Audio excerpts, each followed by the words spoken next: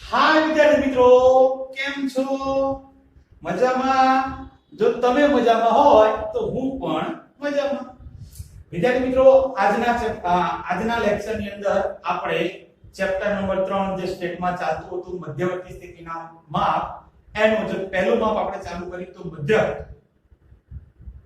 એ મધ્યકનો આજે method number 6 ની મદદથી આપણે દાખલા ગણવાના છે. મેથડ નંબર 5 સુધી આપણે દાખલાઓ અલગ અલગ પૂરા કર્યા.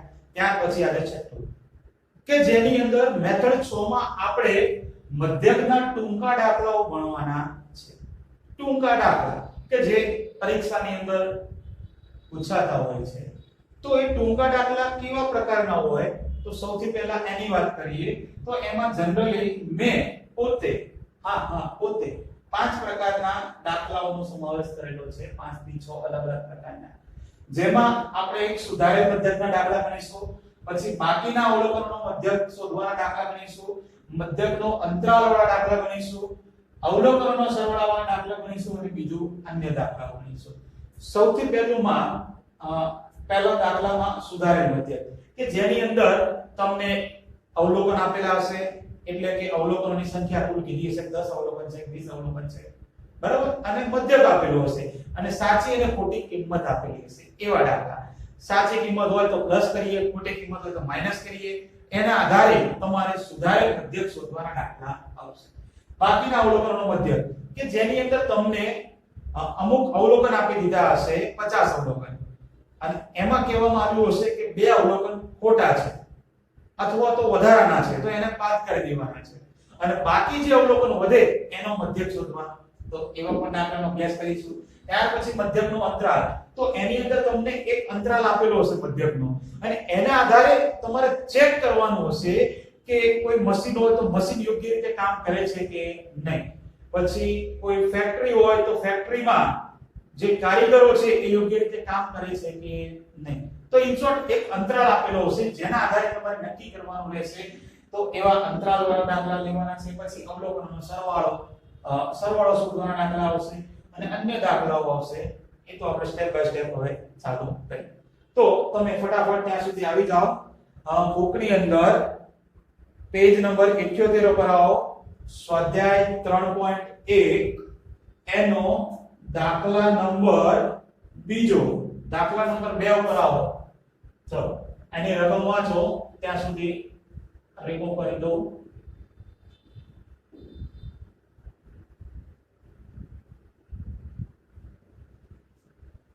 હા, તો આવી ગયા તમે? રકમ વાંચી કે બાકી છે? ઓકે, વાંધો નહીં, ચલો ધ્યાન અહીંયા આપો બસ.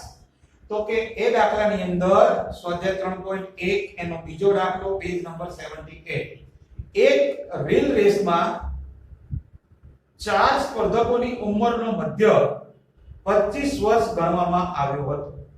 પાછળથી માલુમ પડ્યું કે એક સ્પર્ધકની ઉંમર ખરેખર 27 વર્ષ હતી, તે 25 વર્ષ એમ ખોટી નોંધવામાં આવી છે. હતી કેટલી? 27, પરંતુ 27 ને બદલે કેટલા નોંધ્યા છે?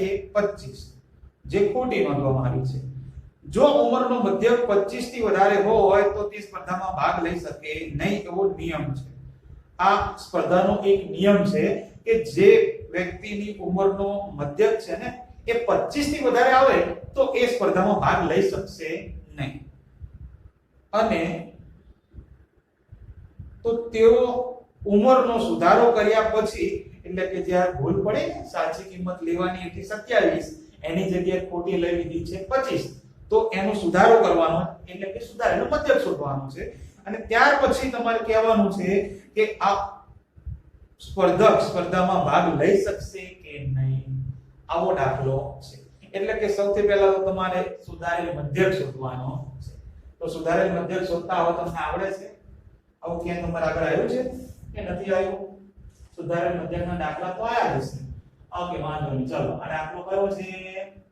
સ્વાધ્યાય 3.1 દાખલા નંબર 2, પેજ નંબર 78. ચલો સૌથી પહેલા તો પહેલું વાક્ય જુઓ. અહીંયા એરો કરી લખું છું. 4 સ્પર્ધકોની ઉંમરનો મધ્યક તમને આપેલો છે 24 વર્ષ છે. આવું પહેલું વાક્ય છે કે 4 સ્પર્ધકોની ઉંમરનો મધ્ય 24 વર્ષ છે. તો આના આધારે તમે બે વસ્તુ નક્કી કરી શકો છો. એક, આ 4 એ શું છે? સ્પર્ધકો, અને એમની ઉંમરનો આ મધ્ય બોલે તો 24. તો આ બે વસ્તુ, એક 4 સ્પર્ધકો છે એટલે કે n બરાબર 4 અને એમનો મધ્યક આપેલો છે બોલે તો x બાર આ 24. આ વાક્ય હતું. આ એક વાક્ય ઉપરથી આપણે અવલોકનોનો સરવાળો શોધીએ કઈ રીતે તમે જુઓ અહીંયા આગળ મધ્યકનું સૂત્ર એપ્લાય કરવાનું. હવે અહીંયા આગળ તો મધ્યક માટે ખાલી અવલોકનની વાત ચાલે છે. તમે જોયું એક અવલોકન 27 ને બદલે 25 કીધું હતું એટલે કે અવલોકન. તો સાદું અને સિમ્પલ મધ્યકનું સૂત્ર તમને આવડે છે. અહીંયા લખું છું કે x bar is equal to sigma x કે પછી સિગ્મા xi અપોન n. આ સાદું અને સિમ્પલ સૂત્ર છે, બધાને યાદ જ છે, બધાને આવડતું જ હોય બરોબર. કારણ હવે તો આવડે જ ને. હા, x બાર કેટલા આપેલા છે? 24. તો અહીંયા લખું છું માટે આ x બાર ની જગ્યાએ 24 બરાબર ની નીચે બરાબર સિગ્મા xi આપેલા છે નહીં, એ તમને મળશે અપોન n. n એટલે કેટલા આપેલા છે? આ 4. આટલું કરતા આવડ્યું. હજુ તમને આવડે છે કે 24 આ 4 ભાગાકારમાં છે બરાબર ની આ બાજુ લાવો તો ક્યાં આવે? તો કે ગુણાકારમાં. તો આ બાજુ શું વધશે? ખાલી સિગ્મા xi. તો અહીંયા લખું છું કે માટે સિગ્મા xi બરાબર શું થશે? 24 ગુણ્યા 4. માટે ફાઇનલ આ સિગ્મા xi બરાબર 24 ગુણ્યા 4 બોલે તો આ 6. આ શેની કિંમત મળી તમને? Sigma xi. જે આની અંદર સાચી કિંમતે છે અને ખોટી કિંમતે છે. તો સૌથી પહેલા તો બીજું વાક્ય જુઓ. તમારે એક સ્પર્ધકની ઉંમર લેવાની કેટલી હતી? 27, પરંતુ ભૂલથી કેટલી લીધી છે? 25. તો અહીંયા આગળ લખું છું એક બીજું વાક્ય કે એક સ્પર્ધકની ઉંમર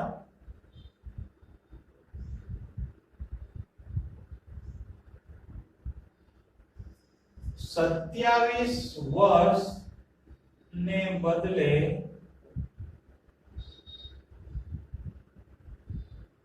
25 વર્ષ લેવામાં આવી.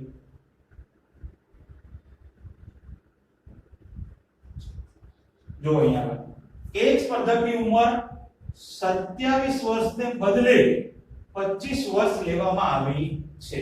લેવાના કેટલા હતા? સાચા 27, પરંતુ ભૂલથી કેટલા લઈ લીધેલા છે?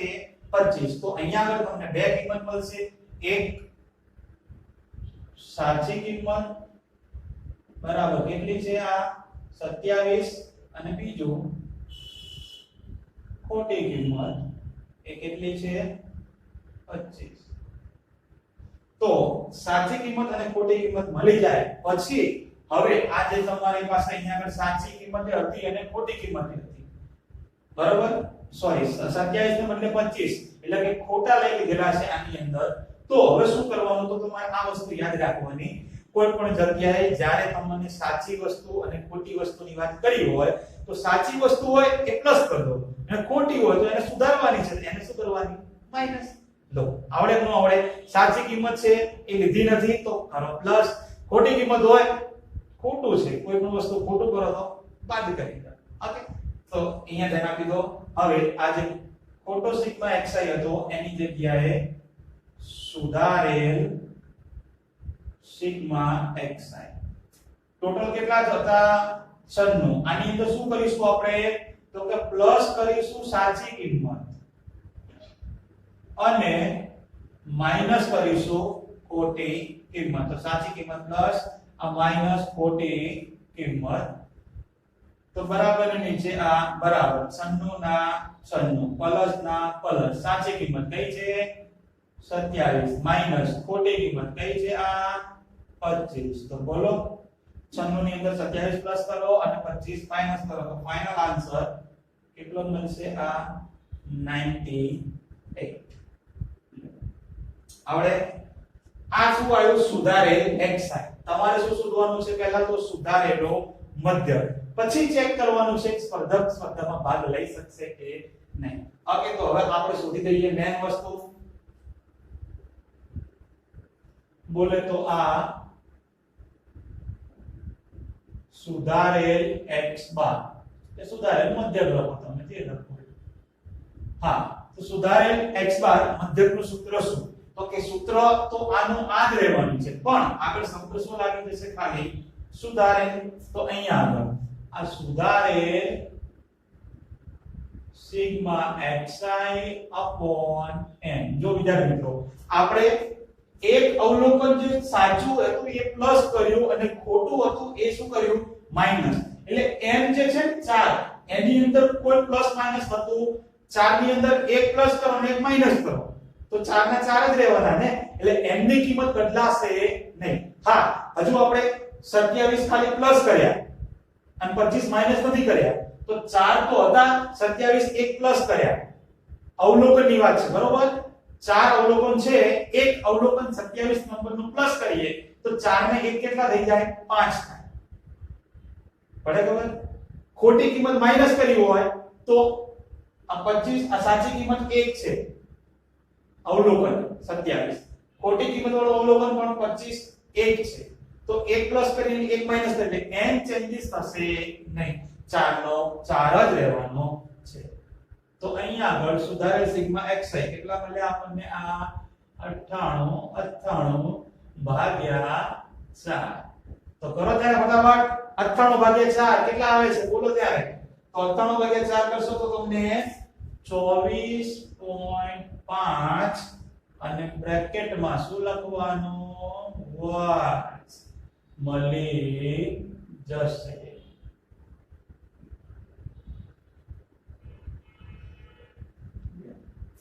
સુધારેલ x બાર સુધારેલ મધ્યક કેટલો મળ્યો તમને? 24.5. તો હવે તમારો જે પૂરા વાક્યમાં લખવાનું છે તો ઉપર રકમ વાંચો. રકમમાં શું નિયમ હતો? રકમમાં નિયમ એવો કે હતો કે જે સ્પર્ધકની ઉંમરનો મધ્યક તમે શોધશો તો એ ઉંમર 25 વર્ષથી વધારે હોવી જોઈએ નહીં. જો 25 કરતા વધારે હશે એનો મધ્યક તો એ ભાગ લઈ શકશે નહીં. તમે આન્સર ચેક કરો જે કેટલો આવ્યો છે? 24.5. 25 કરતા વધારે કહેવાય? તો કે ના, 25 કરતા કેવા છે? ઓછા. તો નિયમ કેવો છે? 25 કરતા વધારે હોય તો એ સ્પર્ધક ભાગ લઈ શકશે નહીં. બટ કિંતુ પરંતુ અહીંયા તો 25 કરતા ઓછો છે એટલે કે સ્પર્ધક સ્પર્ધામાં ભાગ લઈ શકશે.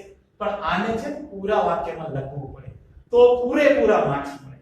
ઓકે, તો આને પૂરા વાક્યમાં લખું છું. અહીંયા આગળ જોઈ લેજો આ ફાઇનલ આન્સર. તો લખવાનું કે ઉંમરનો સુધારો કર્યા પછી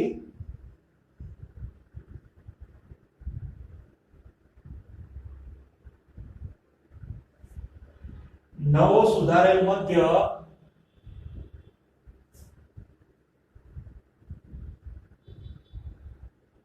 બોલો કેટલો આવ્યો? 24.5 વર્ષ મળે છે. નિયમ મુજબ સ્પર્ધકની ઉંમર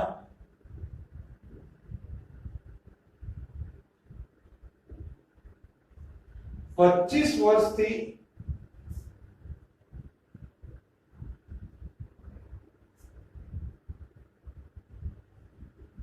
ઓછી હોવાથી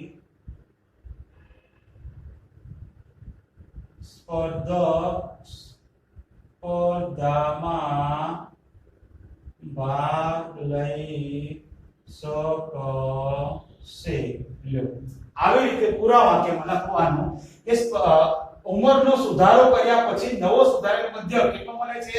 24.5 વર્ષ મળે છે. જે આપણો નિયમ છે એ નિયમ મુજબ સ્પર્ધકની ઉંમર 25 વર્ષ કરતા ઓછી છે, માટે એ સ્પર્ધામાં ભાગ લઈ શકશે. આવી રીતે આ સુધારેલ મધ્યકનો દાખલો ગણવામાં આવે છે.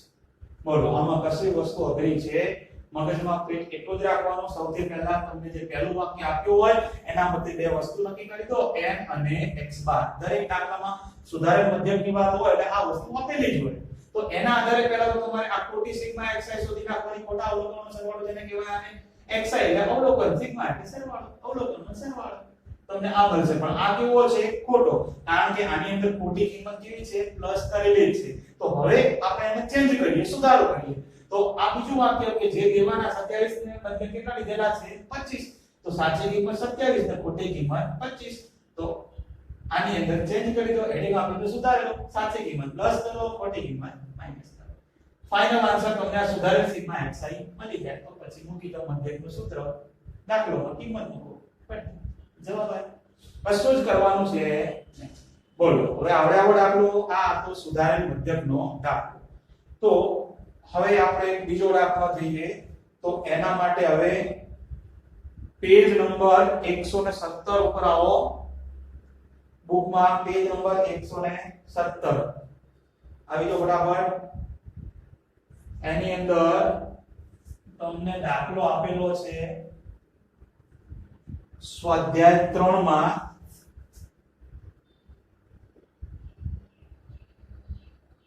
વિભાગ ડી એનો દાખલા નંબર 11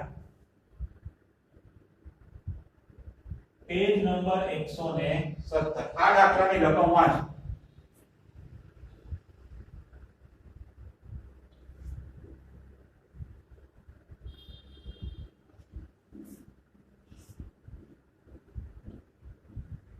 વાંચ્યું આમાં રકમ વાંચી ચેક કરો કે તમને સાચી કિંમત કઈ આપી છે ખોટી કિંમત કઈ આપી છે અને એના આધારે તમારે કેટલા અવલોકનોની ગણતરી કરવાની કીધેલી છે સાચી અને ખોટી બંને આપી છે કે નથી આપી આ બધી વસ્તુ ચેક કરો ચલો તો ચેક થઈ ગયું તો એ દાખલામાં લખેલું છે એક માહિતીમાં 50 અવલોકનોના મધ્યકની કિંમત 35 હતી બરાબર ચલો તો હું પહેલું વાક્ય લખી દઉં હવે કે પહેલું તો આ ડેશ કર્યું અને લખવાનું કે 50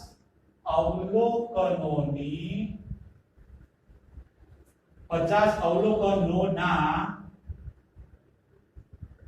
મધ્યકની કિંમત કેટલી 35 હતી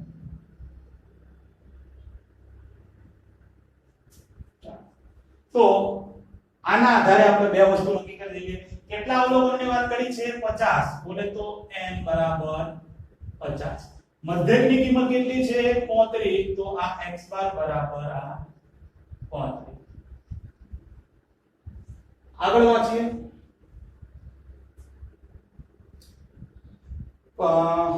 પાછળથી માલુમ પડ્યું કે એક અવલોકનની કિંમત 50 લેવામાં આવી હતી અવલોકનની કિંમતની વાત ચાલે છે બરોબર 50 અવલોકનની વાત નથી એક અવલોકન એવું છે જે 50 આપણે અવલોકન આપેલા હોય ને x ની કિંમત 5 7 9 10 આવી રીતે તમને ટોટલ અવલોકન કેટલા આપેલા છે 50 પણ એ 50 અવલોકનમાંથી એક અવલોકન જેમ કે છે 2 7 9 તો આ 9 છે એ એક અવલોકન થયું તો ટોટલ 50 અવલોકન જે આપેલા છે એ 50 અવલોકનમાંથી એક અવલોકનની કિંમત 50 લેવામાં આવી હતી જે કેવી છે ખોટી આ અવલોકનને બાદ કરતા બાકીના અવલોકનનો મધ્ય શોધો એવું તમને કીધેલું છે વાંધો નહીં પહેલા તો તમને આ બે વસ્તુ આપેલી છે એટલે તમને અવલોકનનો સરવાળો તો શોધતા આવડી જ ગયો છે હવે હમણાં જ આપણે શોધ્યો હેડિંગ આપી દેવાનું x બાર નું સૂત્ર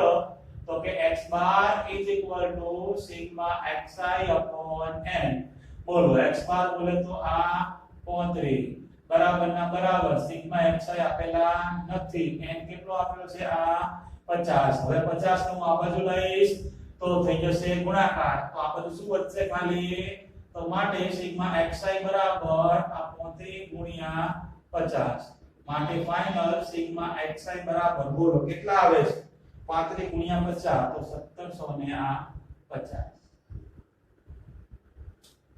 બરાબર પછી બીજું વાક્ય આપણે લખીએ જે તમને અંદર આપ્યું છે કે ગણતરીમાં એક અવલોકનની કિંમત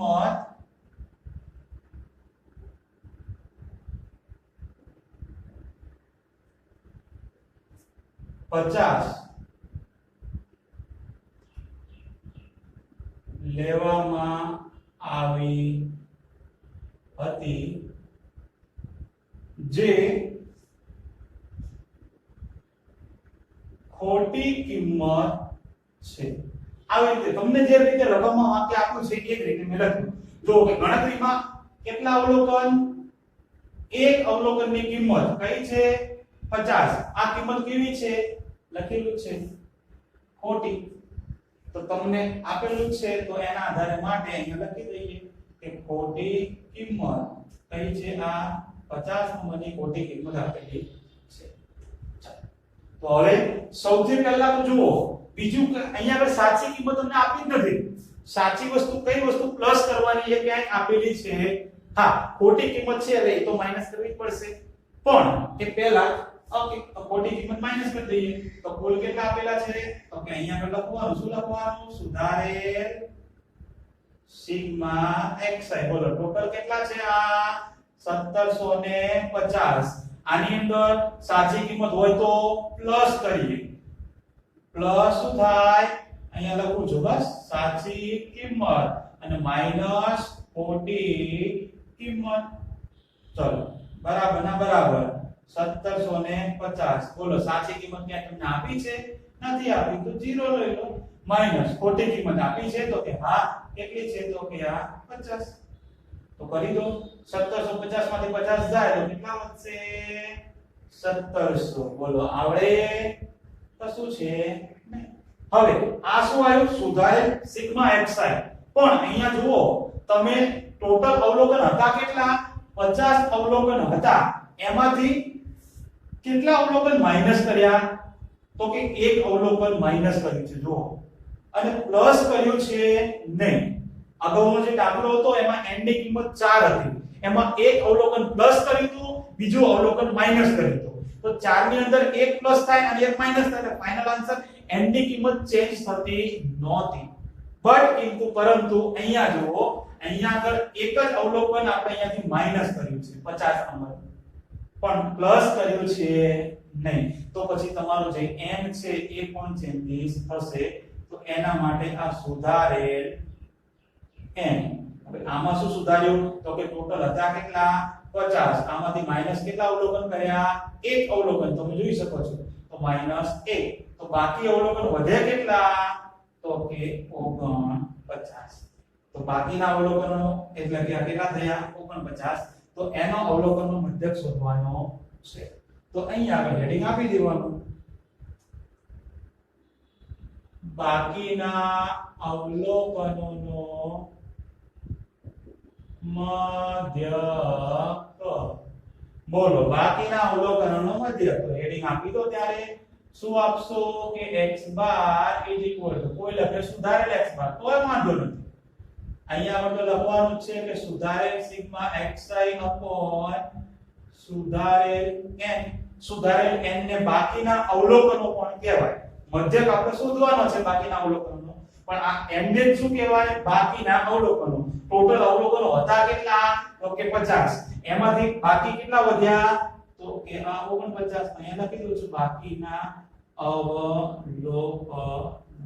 બરાબર, તમે આવું પણ લખી તો મૂકો તો કિંમત આમાં સુધારેલ સિગ્મા xi બોલો તો કેટલી આવી? 1750 અપોન સુધારેલ n। સુધારેલ n કેટલો આવ્યો? 49। તો કરો ત્યારે 1750 ભાગ્યા 49, તો બાકીના અવલોકનનો મધ્ય કેટલો આવે છે? 34.79। ચેક કરો આવે છે? આ બાકીના અવલોકનોનો x બાર મધ્યકની કિંમત જ છે એટલે એકમ ક્યાં આપેલો છે નહીં, તો નો આપેલો તમે એકમ શબ્દ મૂકી શકો છો। બરાબર, મૂકવો હોય તો લોન તમે મૂકી દો, કોઈને ખોટું લાગતું હોય તો એકમ। કોઈ પણ દાખલામાં તમને એકમ કિલોમીટર ગ્રામ વર્ષ સમય ગુણ આવું કશું જ ન આપ્યું તો ખાલી એકમ શબ્દ લખી દેવાનો એટલે સાહેબને છે ને ખોટું ન લાગે. ઓકે લ્યો તો આ દાખલો બાકીના અવલોકનોનો મધ્યકની ગણતરી વાળો છે.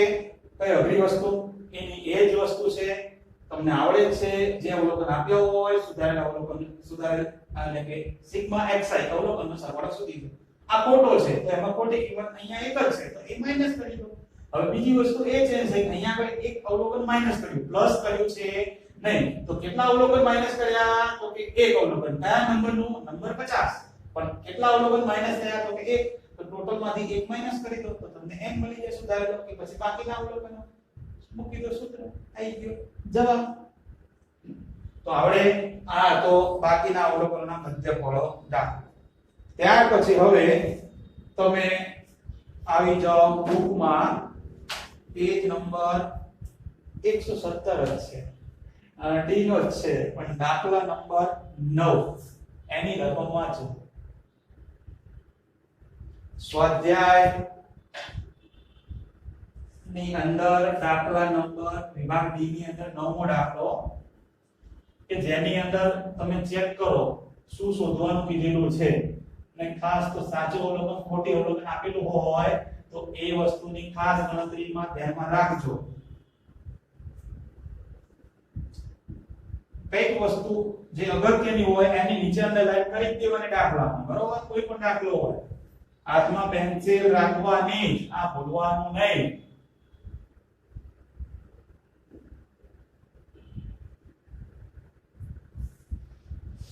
હા તો હવે તમે રકમ વાંચી દીધી હશે. એ દાખલાની અંદર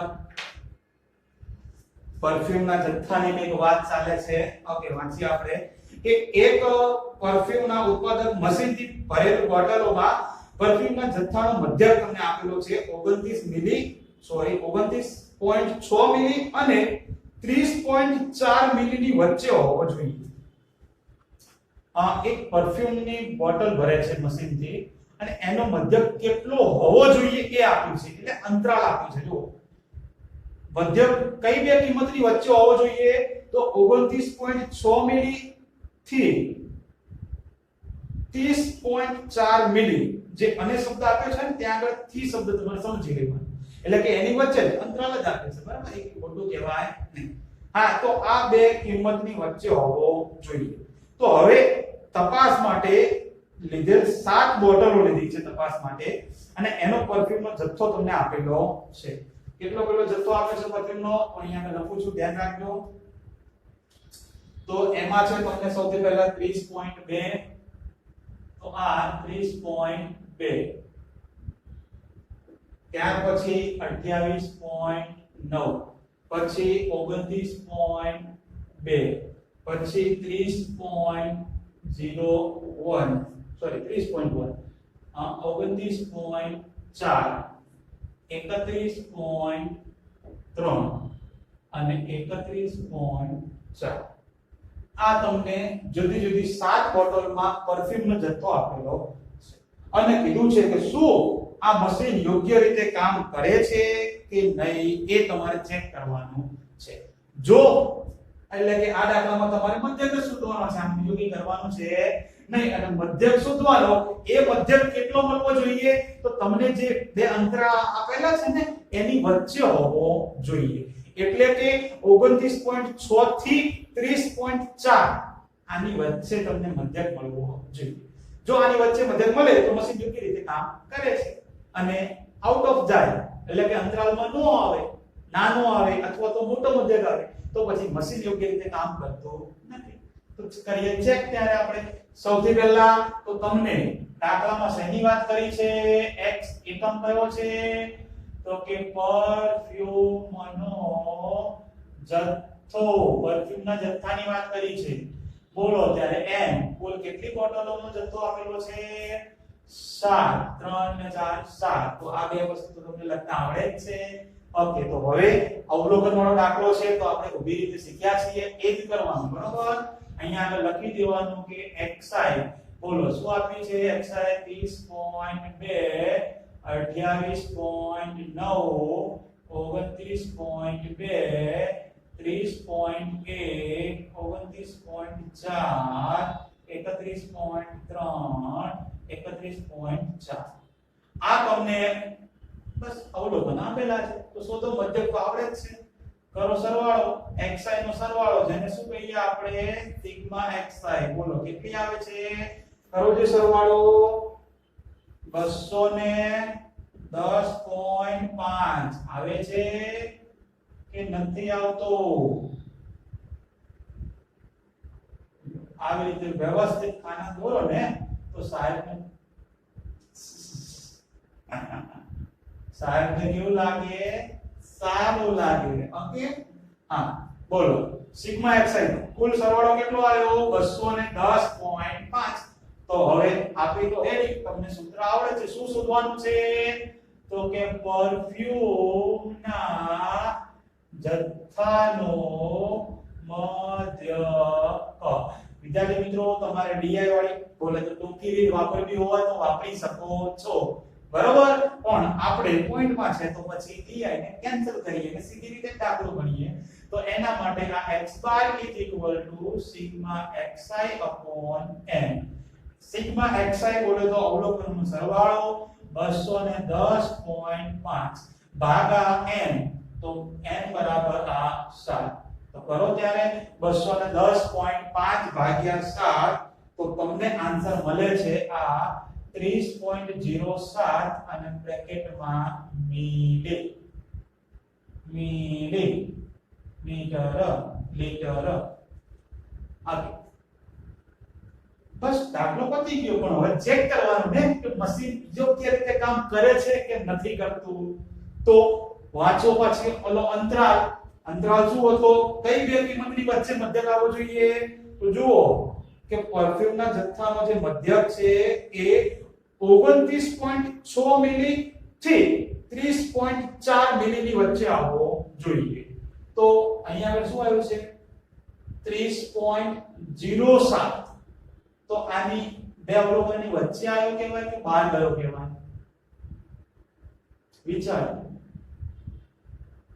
બહાર ગયો અરે નો કહેવાય બે અવલોકનની વચ્ચે જ આવ્યો છે આ તમને જે કિંમત આપી છે એ ચેક કરો જો આ પોઈન્ટ પછી કેટલા આંકડામાં છે બે આંકડામાં છે બરોબર હા તમને અહીંયા આગળ જોઈ લો એક કિંમત કઈ આપી છે 29.6 અને બીજી કિંમત કઈ છે 30.4 તો આ બે કિંમતની વાત કરેલી છે તો એ બે કિંમતની અંદર તમે અહીંયા ચેક કરી શકો છો કે આ 29.6 છે એક પોઈન્ટ પછી એક આંકડામાં છે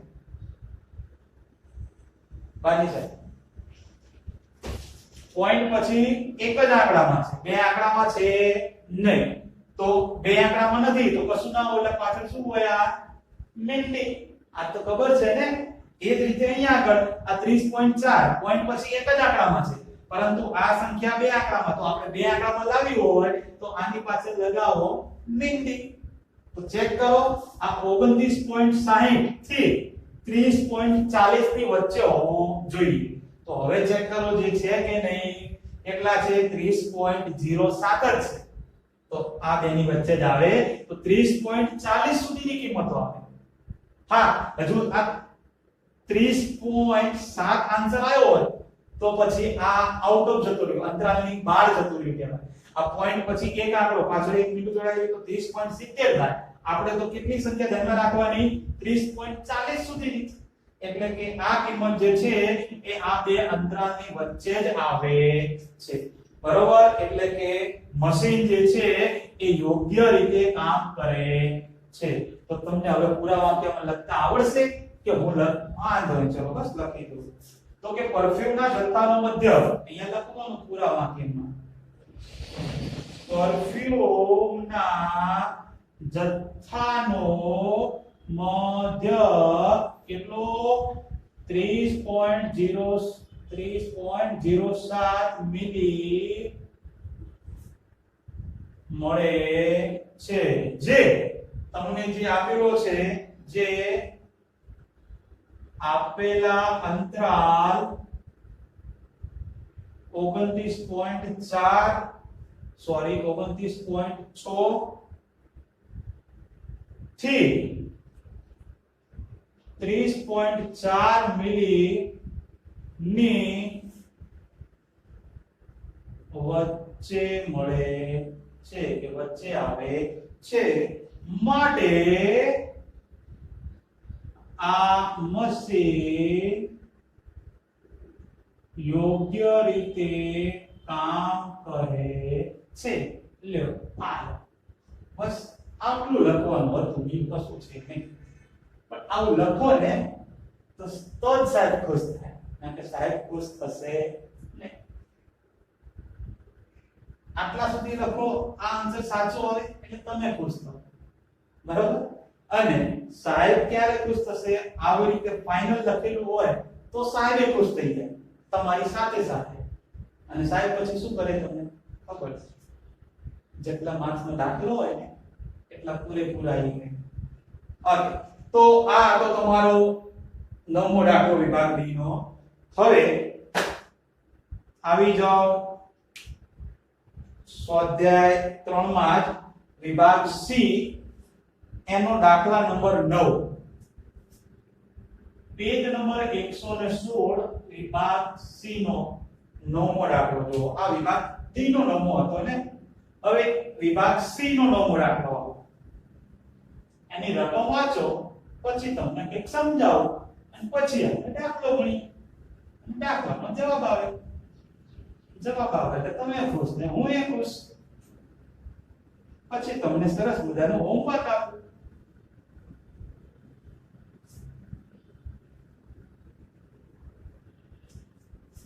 ચાલો, તો એ દાખલાની અંદર તમને એક ફેક્ટરીના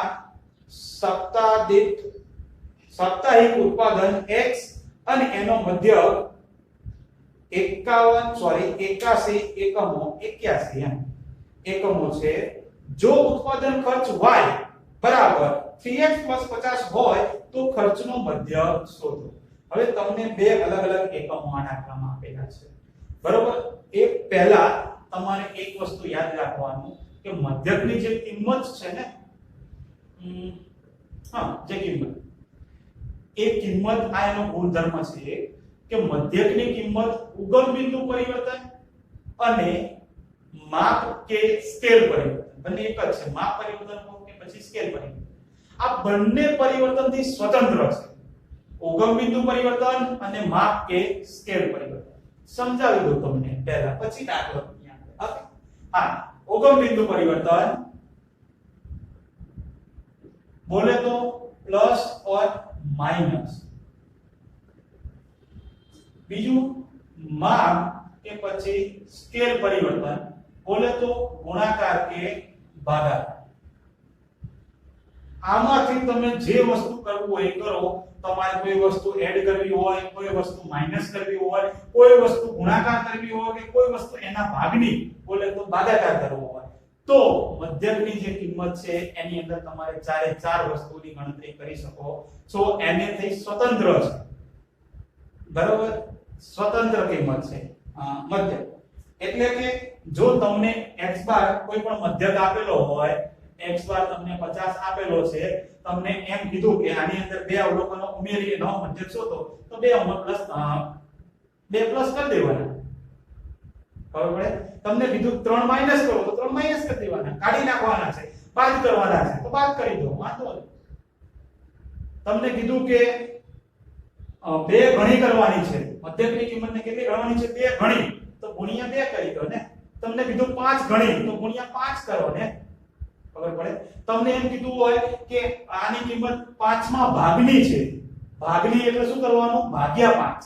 જ્યારે પણ ભાગની શબ્દ આવે, ત્રીજા ભાગની તો ભાગ્યા 3 કરો, બીજા ભાગની તો ભાગ્યા 2 કરો. ઓકે, તો આ વસ્તુ છે. વધારે ખબર દાખલો ગણીએ ત્યારે ખબર પડશે. પણ આ તમારે યાદ રાખવાનું, ઉગમ બિંદુ પરિવર્તન અને માપ કે સ્કેલ. ઉગમ બિંદુ પરિવર્તન એટલે શું? તો કે પ્લસ ઓર માઈનસ. માપ કે સ્કેલ પરિવર્તન એટલે શું? ગુણાકાર કે ભાગાકાર. આ બધાથી મધ્યકની કિંમત સ્વતંત્ર છે.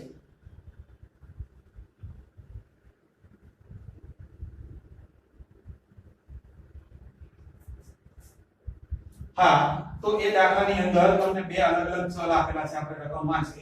એમાં એક આપેલું છે x, બોલે તો તમને આપેલું છે ઉત્પાદન. જો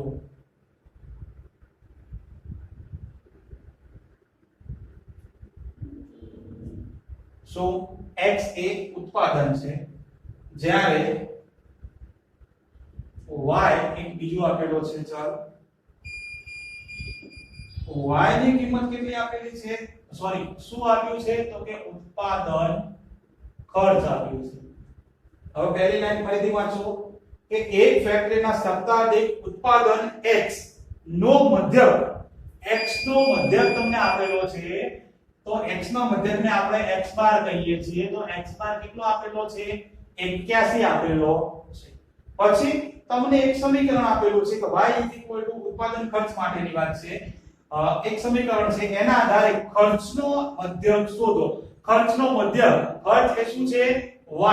તો એનો મધ્યક બોલે તો આ y બાર એ તમારે શોધવાનો છે. બરાબર? તો આપણે હેડિંગ આપી દઈએ. શું આપીશું? તો કે ઉત્પાદન ખર્ચનો મધ્યક. આમાં કશું જ વધારાનું છે નહીં. તમને કયું સમીકરણ આપ્યું છે? જોવો જે y 3x 50 આવું આપ્યું છે. હવે આની અંદર તમારે શું કરવાનું? આ એક સાદું સમીકરણ છે, એને તમારે x બાર માં મધ્યકમાં કન્વર્ટ કરી દેવાનું. જ્યાં આગળ y છે ત્યાં આગળ y બાર કરી દો, જ્યાં x છે ત્યાં આગળ x બાર કરી દો. પછી તમે એની અંદર કિંમત મૂકી શકો. તો આ y છે તો એની પર બાર કરી દેવાનું. આપણે y ઉપર આડી લાઈન કરીએ ને, એ આડી લાઈનને બાર. अब કોઈ બીજા બારની વાત છે નહીં. અને શું વંચાય? y બાર બરાબર 3m ના m, x ને શું કરી દેવાના? x બાર પ્લસ 50. બોલો, આવું કરતા આવડે કે ન આવડે? કોઈ પણ દાખલામાં તમને બે અલગ અલગ ચલ આપેલા હોય અને આવી રીતે કીધું હોય એક ચલની મધ્યક આપ્યો અને બીજા ચલની કિંમત શોધવાની હોય, બીજા ચલનો મધ્યક શોધવાનો હોય, તો પછી લખી દેવાનું એ સમીકરણ, એને કરી દેવાનું મધ્યકમાં કન્વર્ટ. થઈ ગયું કન્વર્ટ? તો કિંમત મૂકી દો. જે કીધી છે તમને y બાર શોધવાનો છે. બરાબર? તો 3m ના m, x બાર ની કિંમત કઈ આપી છે? 81. તો આ 81 પ્લસ 50 ના 50.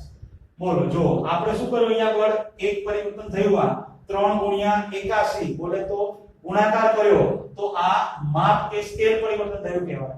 બરોબર? તો 3 ગુણ્યા 81, 81 તરીકે કેટલા થશે? 243. પછી પ્લસ, જો 50 શું કર્યા? પ્લસ કર્યા, તો એ ઉગમ બિંદુ પરિવર્તન કર્યું કહેવાય. તો આ પ્લસ 50. તો કરી દો છે તો આ 293 આન્સર મળશે. કોનો? તો કે આ y બાર. તો બસ y બાર તમે શોધવાનો. તો y બાર મળી ગયો, દાખલો થઈ ગયો પૂરો. આખો પૂરો. નાનો એવો દાખલો છે, પણ છે સરસ મજાનો ને, એકદમ સહેલો છે. આમાં કશી વસ્તુ અઘરી છે નહીં. ઓકે, અને હવે આપણે એક બે આરજે ના દાખલા પર જોવાના છે, કારણ કે એવા દાખલા બુકમાં આપેલા નથી. ડાયરેક્ટ નથી આપેલા, પણ ઇનડાયરેક્ટ તો આપેલા જ છે. એટલે કે મોટા દાખલામાં એ વસ્તુ આવી જ ગઈ છે. બરાબર? પણ વાંધો નહીં, આપણે શોધી દઈએ. તો આરજે નો કઈ દાખલો છે, એમાં એવું લખેલું છે કે 10 જો રકમ વાંચો વિદ્યાર્થી મિત્રો, હું લખું છું. જો 10 અવલોકનોનો મધ્યક 15 હોય તો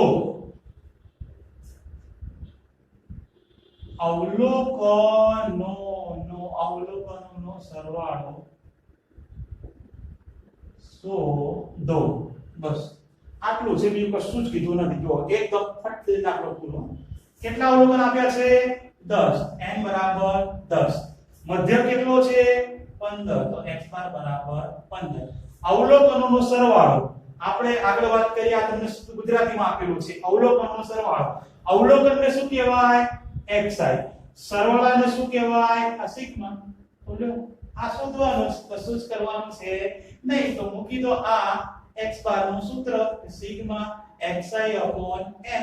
x બાર ની કિંમત કેટલી છે આ 15 sigma xi upon n xi તો શોધવાના છે n કેટલા આ 10 તો 10 ને આ બાજુ લાવો તો ગુણાકારમાં આવે તો તમને માટે સિગ્મા xi કેટલા થશે 15 ગુણ્યા 10 તો માટે ફાઇનલ આન્સર સિગ્મા xi બરાબર 150 એટલે અવલોકનનો સરવાળો આવી ગયો બસ કશું જ કરવાનું છે નહીં આવો દાખલો છે લ્યો આવડે કે ન આવડે ઓકે ડન ચલો ત્યાર પછી એક દાખલો બીજો લઈએ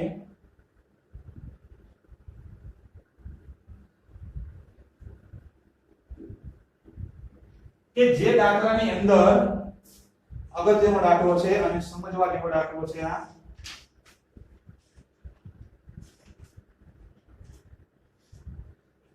તમને માહિતી એવી આપી છે આરજે નો દાખલો છે પેલી વસ્તુ તો તો આરજે ના દાખલામાંથી તમને એવું કીધેલું છે કે નીચે આપેલ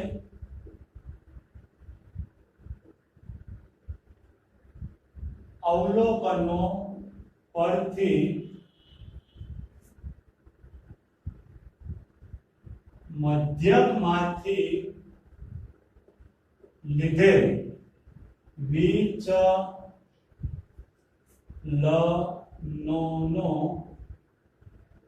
સરવાળો શોધો તમને અવલોકન આપેલા છે 5 7 9 11 13 આ અવલોકનો આપેલા છે તમને અને અવલોકનોના આધારે તમને કીધેલું છે કે મધ્યકમાંથી લીધેલ વિચલન એનો સરવાળો શોધો મધ્યકમાંથી લીધેલ વિચલનનો સરવાળો જ શોધવાનો બીજું કશું શોધવાનું નથી પણ એના માટે પહેલા મધ્યક તો શોધવો પડશે ને ઓકે તો પહેલા મધ્યક શોધી દઈએ તો અહીંયા આગળ આ xi બોલો xi લખો કે x લખો કોઈ ફેર પણ કરવાનું છે નહીં કેટલા આપેલા છે આ 5 7 9 11 અને 13 બોલો આવડે છે નથી આવડતું સરવાળો કરતા શું કહેવાય સરવાળાને સિગ્મા xi બોલો તમે કરો સરવાળો કેટલો થાય છે તો કે 45 ઓકે ડન તો જો હું બાજુમાં x બાર શોધું છું તો x બાર નું સૂત્ર શું આવે sigma xi upon n sigma xi કેટલા મળ્યા તમને આ 45 ભાગ્યા n n એટલે કેટલી સંખ્યા છે 1 2 3 4 અને 5 તો આ 9 અંતર મળે તમને x બાર ની કિંમત કેટલી આવી 9 હવે તમને મધ્યક મળી ગયું હવે મધ્યકમાંથી લીધેલ વિચલન એટલે શું તફાવત વિચલન એટલે ડિફરન્સ તફાવત મધ્યકમાંથી લીધેલ વિચલન જે અવલોકન આપેલા છે એનો મધ્યક તો કે 9 એમાંથી લીધેલ વિચલન અને એનો સરવાળો તો અહીંયા આગળ ધ્યાન રાખજો પહેલા તો તમને કહી દઉં મધ્યકમાંથી લીધેલ વિચલન એટલે કે x x બાર આને શું કહેવાય વિચલન થયું અને શેમાંથી લીધું મધ્યકમાંથી તો મધ્યકમાંથી લીધેલ વિચલન આ જે મધ્યકમાંથી લીધેલ વિચલન છે એના અવલોકનોનો કરવાનો છે સરવાળો બોલે તો આ સિગ્મા તો તમારે આના માટે એટલે કે આનો જવાબ શોધવાનો છે તો એના માટે તમારે એક કોલમ બનાવવું પડે ધ્યાન રાખજો અહીંયા આગળ લખું છું આ x x બાર x એટલે કે xi તમને જે આપી છે એ એમાંથી માઈનસ કરો x બાર એટલે કે કેટલા 9 જો x એટલે કેટલા 5 એમાંથી x બાર તો ફિક્સ આ બધી કિંમતમાંથી કેટલા માઈનસ કરવાના છે x બાર એટલે કે 9 x ની દરેક કિંમતમાંથી 9 માઈનસ કરો તો તમને આ x x બાર નો કોલમ મળે એટલે કે મધ્યકમાંથી લીધેલ વિચલન મળે પછી એનો સરવાળો કરીએ આપણે તો 5 માંથી 9 માઈનસ કરો તો કેટલા આવશે -4 આવે 7 માંથી 9 માઈનસ કરો તો -2 આવે 9 માંથી 9 માઈનસ કરો તો 0 આવે 11 માંથી 9 માઈનસ કરો તો 2 આવે 13 માંથી 9 માઈનસ કરો તો 4 આવશે આનો સરવાળો આ સિગ્મા x x બાર મધ્યકમાંથી લીધેલ વિચલન એનો આ સરવાળો તો કરો ત્યારે હવે સરવાળો પ્લસ માઈનસ ભેગા થાય એટલે તમારે યાદ રાખવાનું પહેલા પ્લસ નો સરવાળો તો પ્લસ વાળી કિંમત કઈ છે તો કે આ 2 અને 4 આ 2 છે તો 4 + 2 કેટલા થશે 6 આ માઈનસ ના માઈનસ હવે સોરી એ માઈનસ માં નહીં પણ પ્લસ પ્લસ ના આ પ્લસ હવે માઈનસ માઈનસ નો સરવાળો કરો તો કે 4 અને 2 6 6 માંથી 6 જાય તો કેટલા પ્લસ પ્લસ નો સરવાળો કર્યો માઈનસ માઈનસ નો સરવાળો કર્યો પ્લસ માંથી માઈનસ બાદ કરી દીધું તો ફાઇનલ આન્સર કેટલો આવ્યો 0 છે તો વિદ્યાર્થી મિત્રો આવી રીતે પછી છેલ્લે તમને ખબર જ છે શું કરવાનું હોય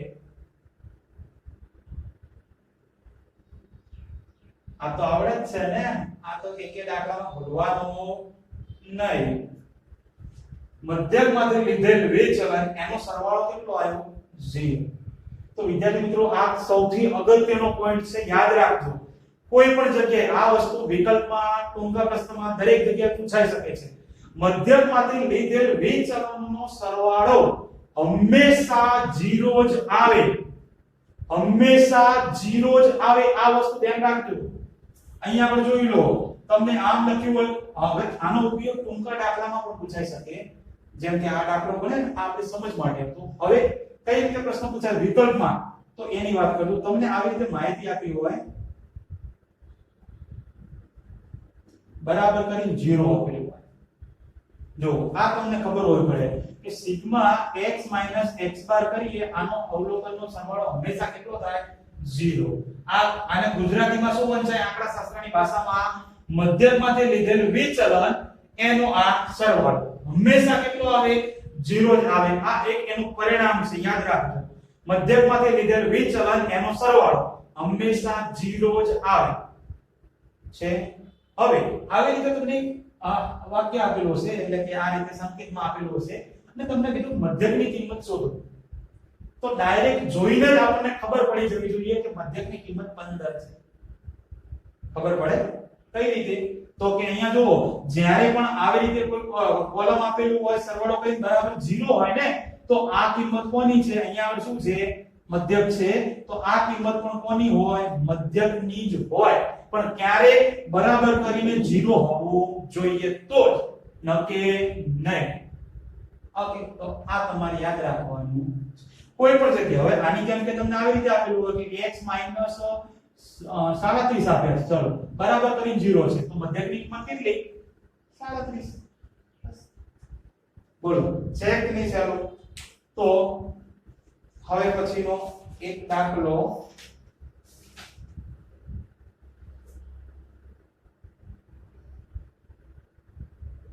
બસ તો આવો દાખલો છે બીજું કશું છે નહીં તો આ દાખલો ખાસ ધ્યાનમાં રાખજો પણ આ જે પરિણામ છે મધ્યકમાંથી લીધેલ વિચલન એનો સરવાળો હંમેશા 0 આવે એ ધ્યાન રાખવાનું પછી એના આધારે કોઈ પણ કિંમત અહીંયા આપેલી હોય કે મધ્યકની હોય પણ ક્યારે થાય બરાબર કરીને 0 આપેલું હોય તો નકે નહીં લો તો આવા છે મધ્યકના ટૂંકા દાખલાઓ બીજું કશું જ વસ્તુ અઘરી છે નહીં તો આવડે કે ન આવડે પ્રેક્ટિસ કરીએ તો બધું આવડે પણ પ્રેક્ટિસ કેવી રીતે થાય એક તો આ દાખલા બે વખત લખી બીજું તો કે હોમવર્ક ના જે દાખલા આપો એ લખી ઓકે વાંધો નહીં તો આ દાખલો જુઓ ત્યાં સુધી હોમવર્ક આવે છે